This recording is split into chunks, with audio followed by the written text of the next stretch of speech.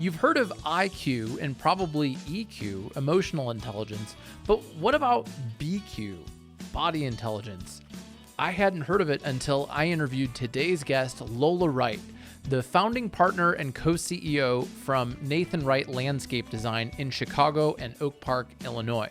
But she says that self-awareness and body intelligence are a key part of the culture that's helped them grow from 2 employees to 22 and help them retain those people. Lola shares a ton of valuable takeaways for improving your company culture, recruiting, and retention, including how to stand out during your interview with potential employees so they feel a connection to your company and actually want to join your team. How hiring and managing around self-awareness actually creates more candor and direct communication. How their zero gossip policy helps team members resolve conflict quickly. And also lessons learned, some of which I've learned myself, about what does not work when leading your team. We weren't getting the leads that I knew we could. We weren't getting the right leads. What started happening is that our leads are more qualified. Our sales have probably gone up by about 10 to 15% a year. We're going to increase our sales volume by $1 million in a year. Hey, it's Jack Jostes, and welcome to the Landscaper's Guide podcast. Now, before we dive into this interview with Lola, I want to invite you to check out the Landscaper's Ultimate Guide to Recruiting. It's our brand new online course available exclusively at landscapersguide.com/courses. So check that out in our show notes if you're curious about how to really dial in your marketing and recruiting to fill your pipeline with new candidates this season. Check it out, landscapersguide.com/courses.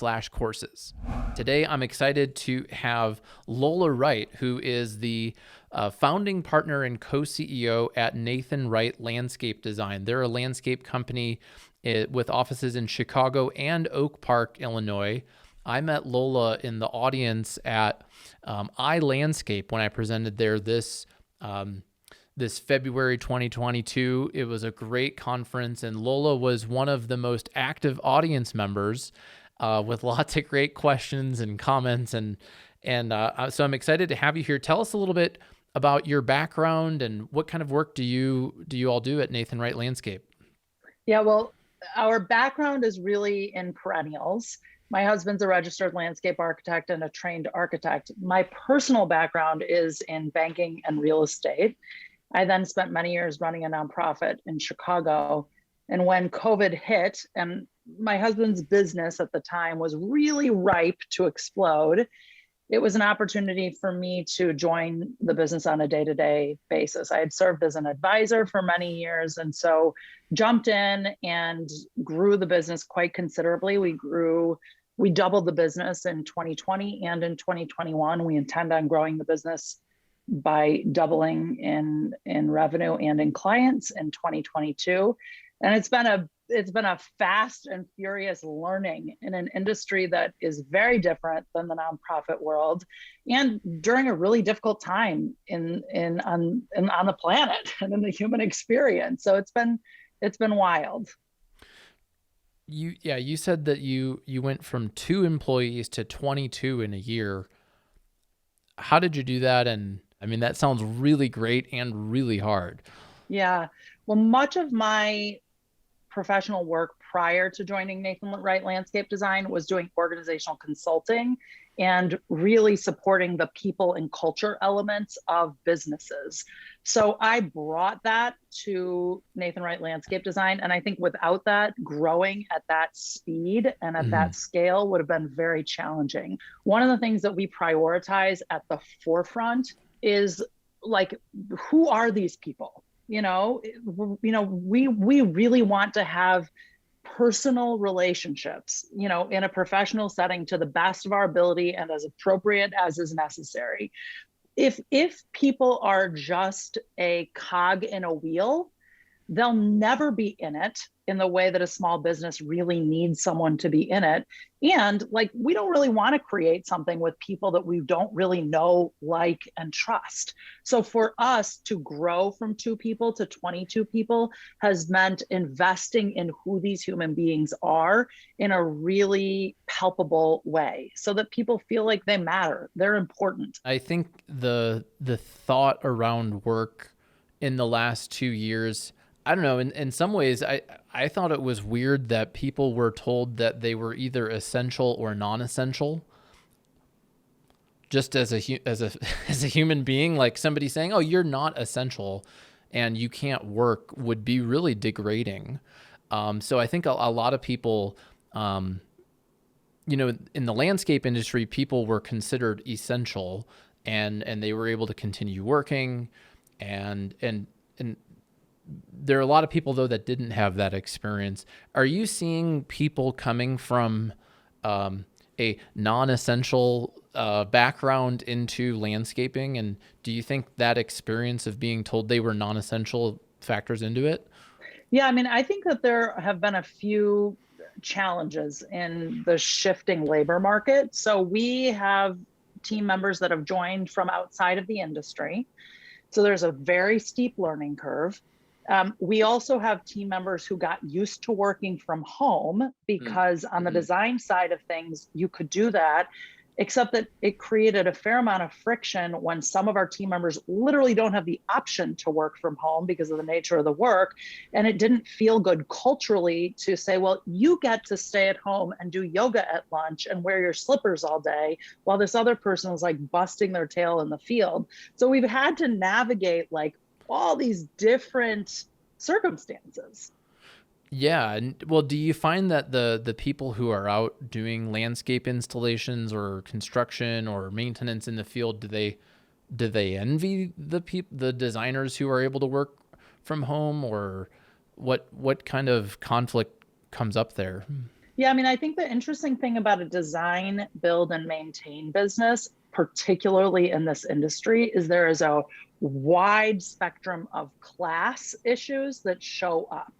And so I think it's completely normal that someone would be like, wait a second, so this person's making more money than me and doesn't have to leave their house and gets to enjoy making their own lunch in their own kitchen. Like, that does not, yeah, and it's just the nature of how our economy is designed in this country. Like, labor rates are different than administrative rates and design rates. And as altruistic as I have been to try to democratize some of that, I can't contend with like an entire economy.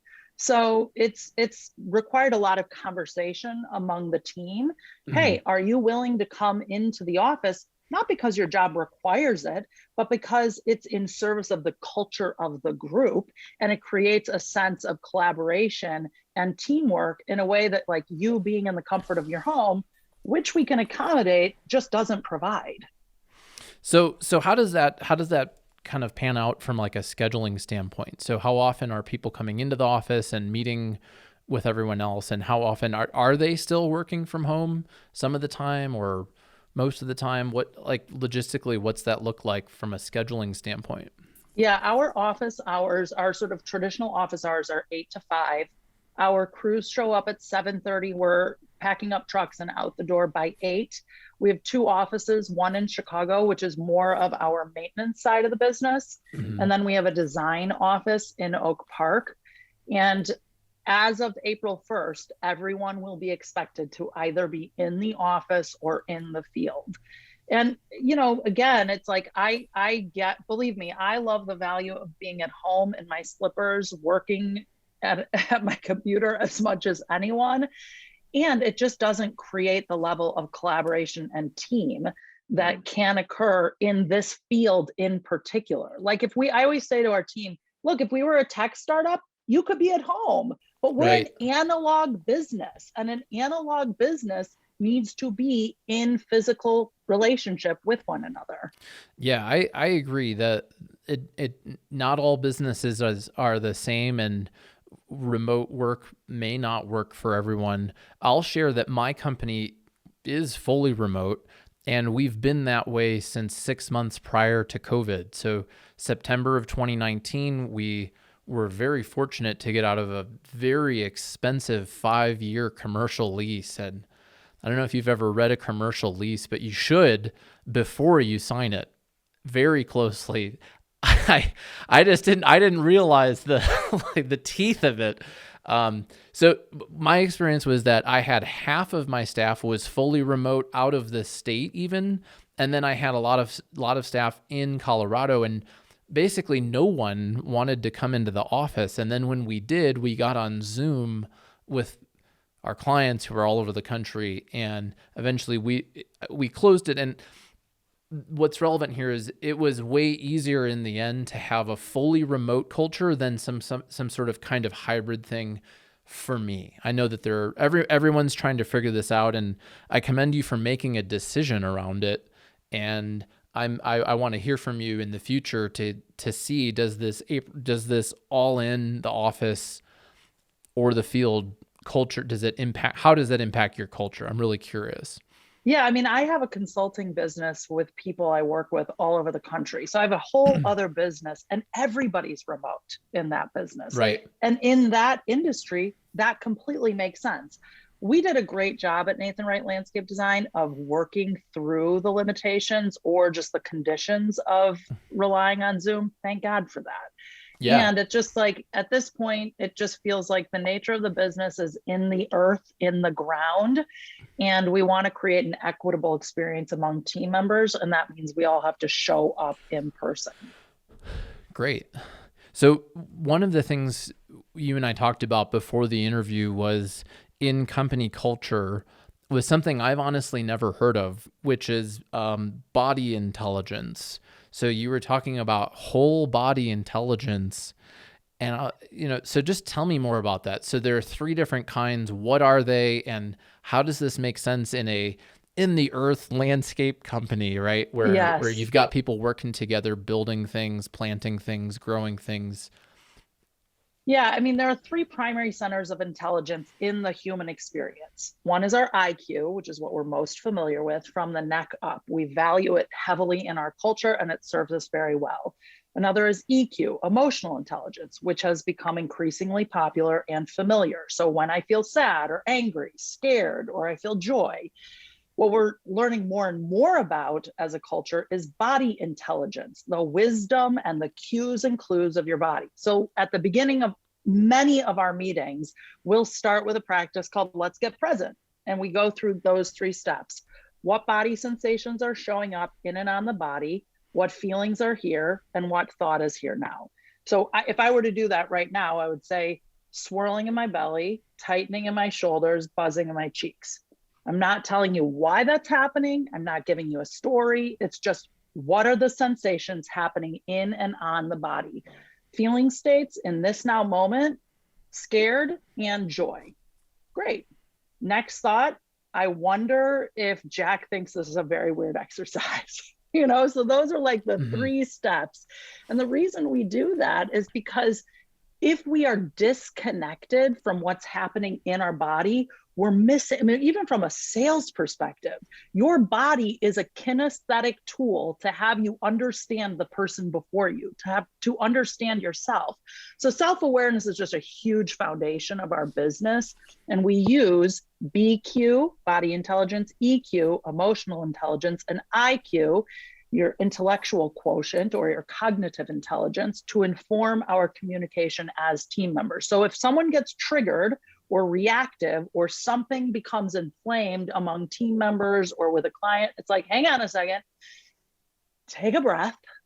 What body sensations are here now? What feelings are here now? And what thought are you having? It creates a little bit of space so that you don't just react. And so are you actually saying that and doing that with your employees? Yes. And I'm just curious, are they on board with this? Are they like, right on, let's talk about this? Like, I'm trying to imagine this in a landscape environment. Yeah. So, I'm sure some people have been like, hey, this is great. Do some people resist it? How is it actually panning out in the real world with your people? I mean, I would say overwhelmingly we've attracted people who I think are into it. And we can figure that out pretty quickly in the interviewing process. So we're probably paying attention to it. I mean, really what we want are people who are tuned in to self-awareness, not just like walking robots. For the kind of business that we do, we need people who are tuned in. We need people who are self-aware. So overwhelmingly, people have been into the practice.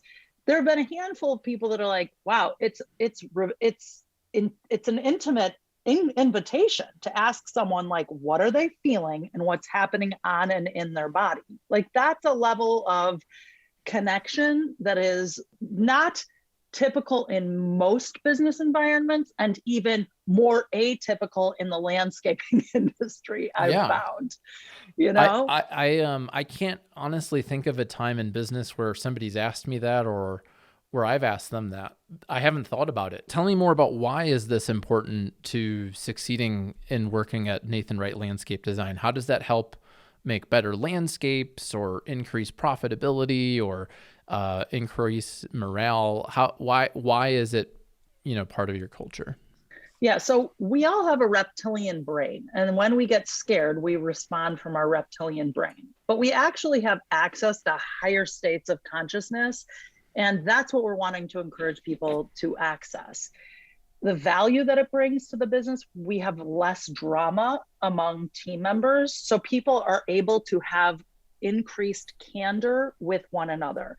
Some of our practices orient around radical responsibility, curiosity, feelings, candor. So tell me what you're really dealing with, no gossip, and integrity. So those are like 6 core organizing principles that we encourage the team to live by. And it reduces drama between them. So it's like, cut the crap. Let's just speak right to it. What's going on here and now? And you can speak the truth and say it with love. We really believe that. I was just going to say, so you're finding that this leads to a more direct conversation between team members?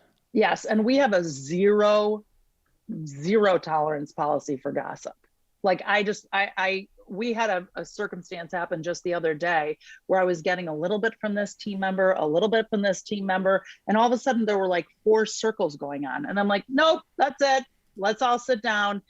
I want you to say exactly what you told me and the way you said it, because it didn't involve me. It involved the person across the table. And it was awkward at the onset because human beings are not always used to being that forthcoming and that candid with one another. But by the end of the meeting, it was like, oh my gosh, I'm so glad I got that off my chest. Now I'm not walking around resenting you, my fellow team member. I actually can work in a more cohesive fashion because the junk is out of the way and we can carry forward.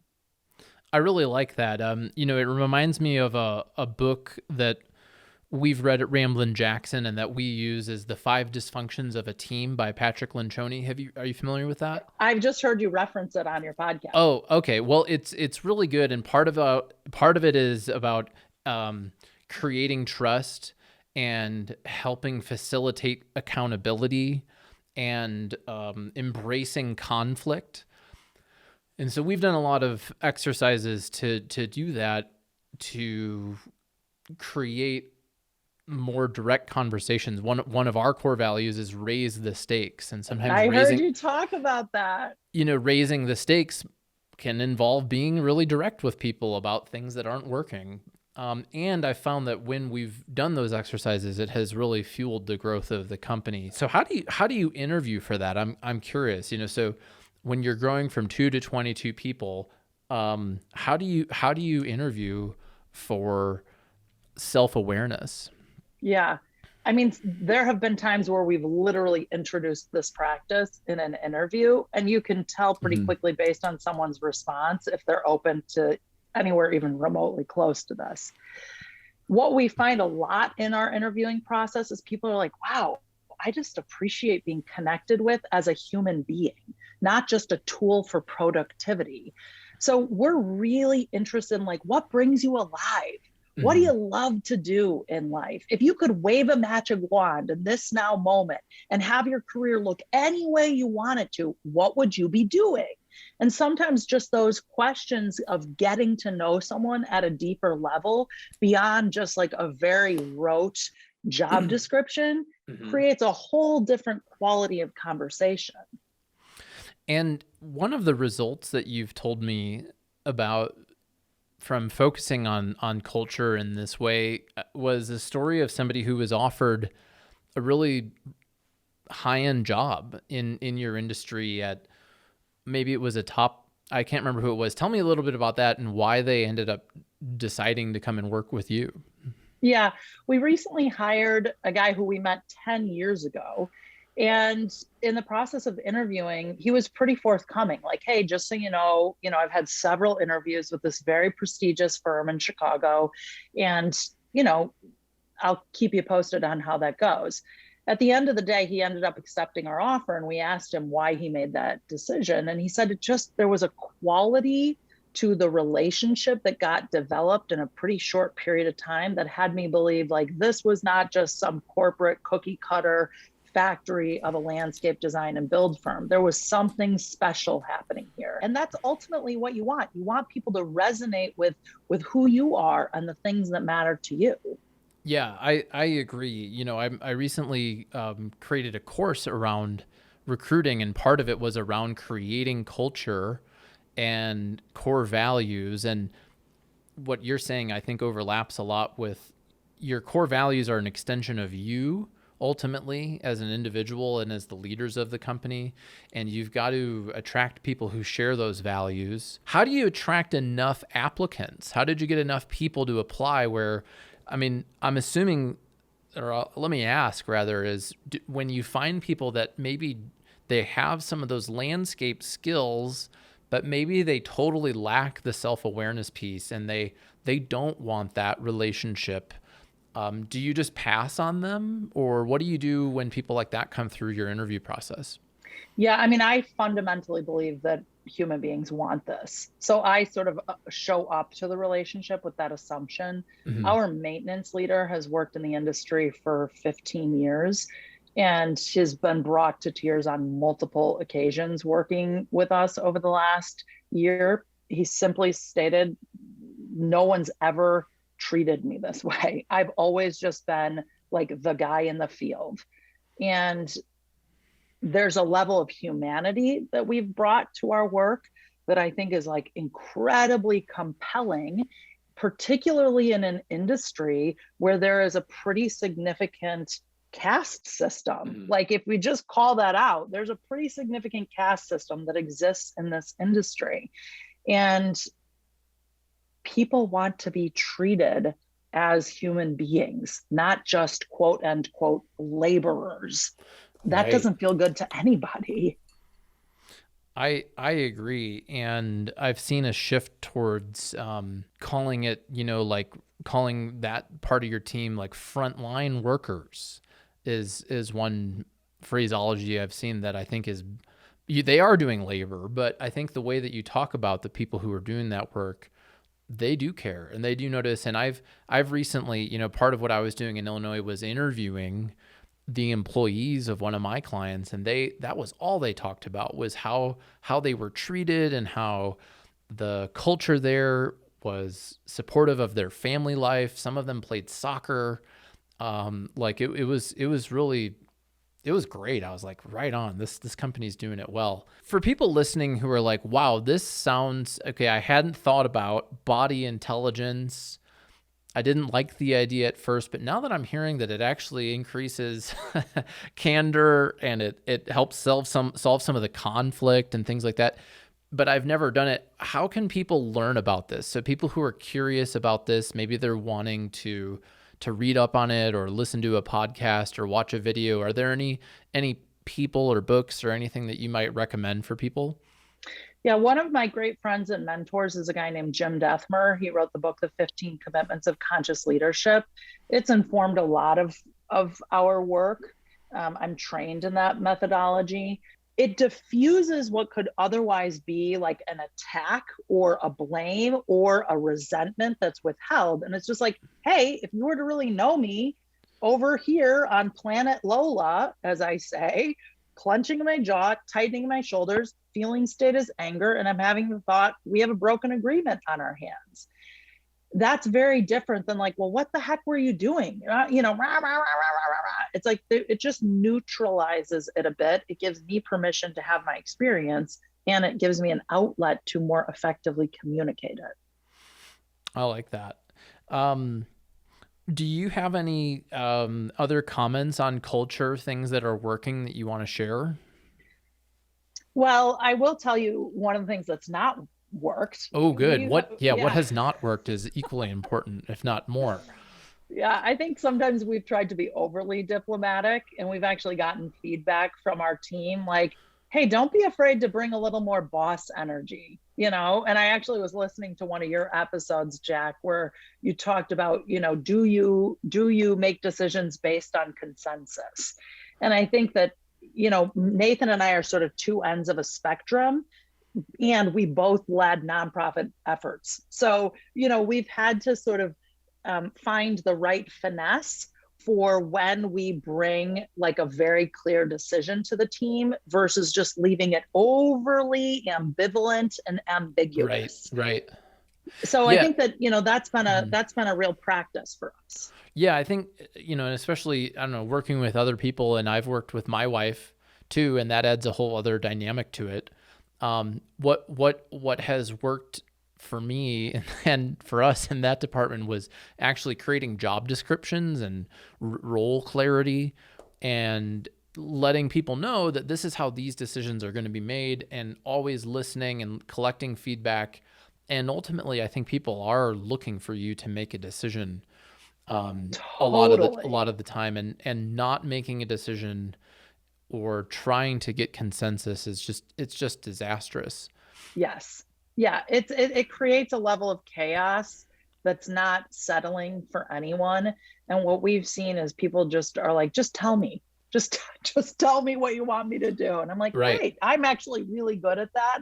So usually I'm tempering that tendency in myself, and having their permission, not that I need it, but that's sort of the process of getting buy-in from them. Like, hey, great. Now they trust me enough to say, please just tell me. And I'd much rather create that sort of level of collaboration than just like a top-down influence. So it's a practice. We don't have anything mastered. We're just like getting back up the next day and trying again. Well, Lola, thanks for coming on the show. I learned a ton about body intelligence and conscious leadership that I'm curious about, because I've had many people come on the show that are talking about these things that I've mentioned. If you check out the recruiting tab on our podcast page, I have a bunch of interviews with people who are talking about similar things, and they're about consciousness. And who knew about body intelligence? I didn't. So thanks so much for coming on the show. Where can people who want to learn more about you or connect with you, where can we connect? Yeah, well, check out nathanwrightlandscape.com if you're in the Chicago market, or you want to see what someone's doing with a plant-forward landscape design and build business. My name is Lola Wright, and my website's lolawright.com. Please check me out there. I do organizational consulting, and would love to hear about any conscious leadership practices or mindful business efforts that you're making. And follow us on Instagram. I'm very active on Instagram at Lola P. Wright. You can also check us out at Nathan Wright Landscape on Instagram. Yeah, I definitely follow your landscape business. I'll be sure to follow your consulting business, and I'll put those links in the show notes for people who are listening. And thanks again for coming on the show. And everyone, thank you for listening.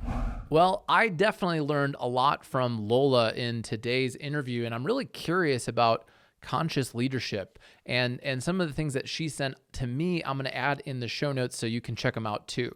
Now, if you're really looking to level up your recruiting and retention, I invite you to check out my brand new course, The Landscaper's Ultimate Guide to Recruiting, where we share our exact system that we've used at Ramblin Jackson to grow from just a handful of people to over 12 full-time employees, and how we've used it to attract over 1,000 applicants. I share how I'm using this framework with many of my clients, and they're getting real results in the landscape industry. So we share fill-in-the-blank templates. We have instructions on how to write job advertisements that actually get a response. We have content around leadership. We have the exact spreadsheet that we use to manage over 700 applicants. So this is really a system that you can use and download the tools and start using right away. So check it out at landscapersguide.com/courses. And again, my name's Jack Jostes. Thanks so much for checking out the Landscapers Guide podcast. I look forward to talking to you next week.